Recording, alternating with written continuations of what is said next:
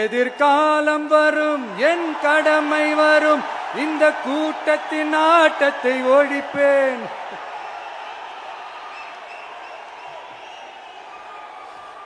மக்கள் அரசியல் என்ற அந்த சவுக்க கையில் எடுக்கலாமா?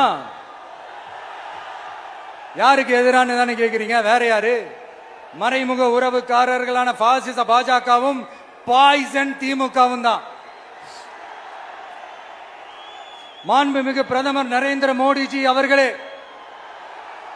3வது முறையா ஒன்றியத்தோட ஆட்சி அதிகாரத்தை நீங்க தானே கையில் வச்சிருக்கிறீங்க. இல்ல நாங்க தெரியாம தான் கேட்கிறோம். நீங்க ஆட்சிக்கு வந்தது ஒட்டுமொத்த மக்களுக்கும் நல்லது செய்யவா, இல்ல நம்மளுடைய இந்த இஸ்லாமிய நண்பர்களுக்கும் இஸ்லாமிய தோழர்களுக்கும் எதிராக சதி செய்யவா? மக்களுக்கு உங்ககிட்ட கேட்கறதுக்குன்னு ஏராளமான கேள்விகள் இருக்குது. அதனால அவங்க சார்பா, அவங்கள ஒருத்தனா, அவங்களோட ஒரு உண்மையான ஒரு பிரதிநிதியா உங்ககிட்ட சில கேள்விகள் கேட்கணும். மிஸ்டர் பிரைம் மினிஸ்டர் அவர்களே, நம்ம தமிழ்நாட்டு மீனவர்கள் கிட்டத்தட்ட ஒரு 800 பேருக்கு மேல இலங்கை கடற்படையால தாக்கி அழிக்கப்பட்டிருக்கிறாங்க. அதை கண்டிக்கிறதுக்காக உங்களை பெருசா எதுவும் செய்ய சொல்லல, சின்னதா ஒண்ணு மட்டும் செஞ்சு கொடுங்க. இனிமேலாச்சும் எங்களுடைய மீனவர்கள் பாதுகாப்பா இருக்கிறதுக்காக இந்த கச்சத்தீவை இலங்கை கிட்ட இருந்து மீட்டு கொடுத்துருங்க, அது போதும்.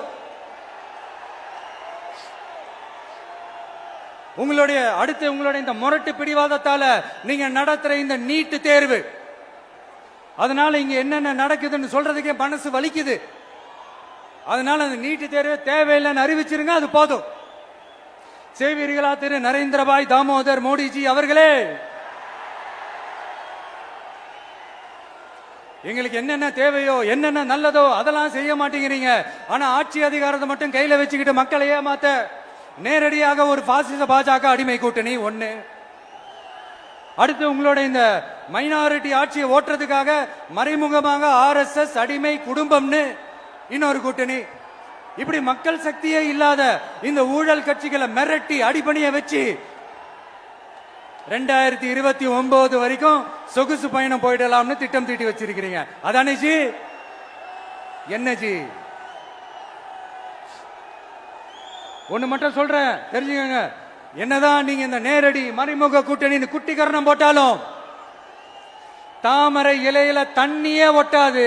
தமிழக மக்கள் மட்டும் எப்படி ஒட்டுவாங்க?